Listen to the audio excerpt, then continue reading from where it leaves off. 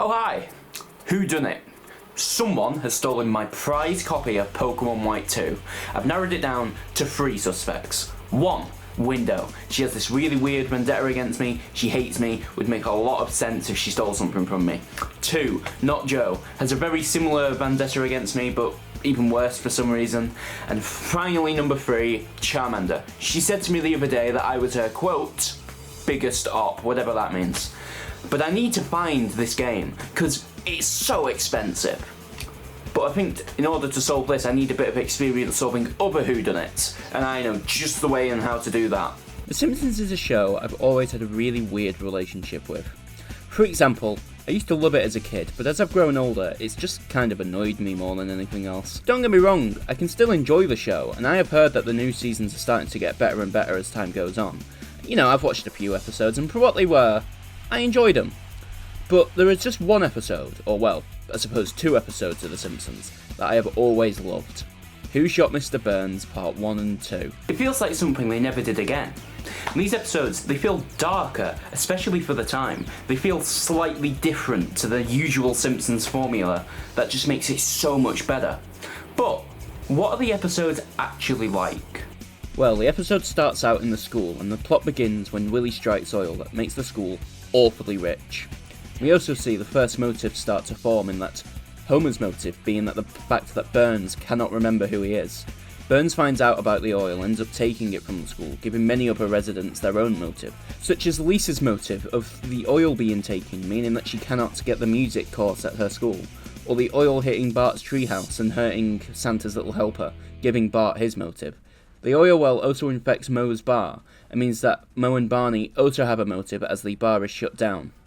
Mr. Burns fires Smithers, therefore giving yet another motive against Mr. Burns. The retirement home also gets destroyed, giving many other older residents a motive, and just to make sure that everyone else has a motive, Burns blots out the sun, giving literally everybody in town a motive. The scene where Burns is shot feels like no other in the entire show. The entire scene has almost an eerie feel to it. Despite knowing who did it, I'm left with this urge to watch again. But first, let's go over some of the motives that were obvious at the time. So, after the episode, audiences were left with many motives. However, the key ones that stick out to me were Homer, Burns couldn't remember his name, Bart, what happened to Santa's little helper, Skinner and Chalmers, an impoverished school, Moe and Barney, what happened to Moe's bar, and Abe Simpson, after what happened to the retirement home, and other historical grudges. However, it might be pretty easy to rule out some of these suspects. For example, it wouldn't make sense that Bart would shoot Burns, because as soon as Bart saw that Burns had a gun, he stopped his attack on Burns. Therefore, he would then not go and attack Burns later. You can also see that Burns no longer has his gun, therefore that it is indicating that someone who wasn't shown to have their own weapon did it. And you can also rule Marge out as she is stood away from Burns as he is shot. And for most of the rest, you can look at Burns' last clue, as he points at M and S on the sundial. And now we obviously know that Maggie was later to be revealed the killer, but how could anyone figure that out? Well, obviously, as I said, Burns points to M and S, and Maggie is the only person who didn't look away from Burns in the town hall.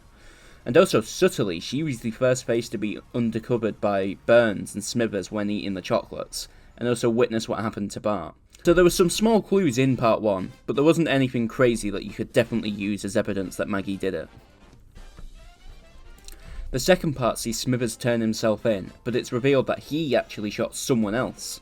And after this, we basically just follow Springfield Police Station's inquiries until finally Homer is arrested, due to Burns finally remembering his name. Homer, however, is able to escape and actually tries to kill Burns for real, and that's when it's revealed that Maggie did it. And to be honest, it was a bit of a shit ending.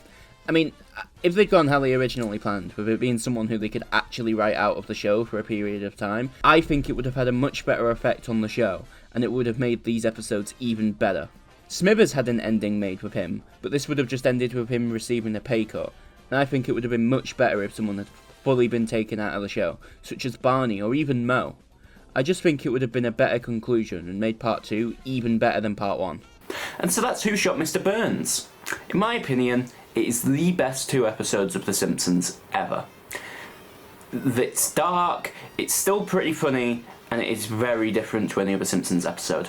However, this all said, I did used to have it on VHS at my nan's house when I was little, so maybe I am being a bit nostalgic for it, but I remember even back then I thought it was very different to most Simpsons episodes. That's the magic of these two episodes. They're both connected.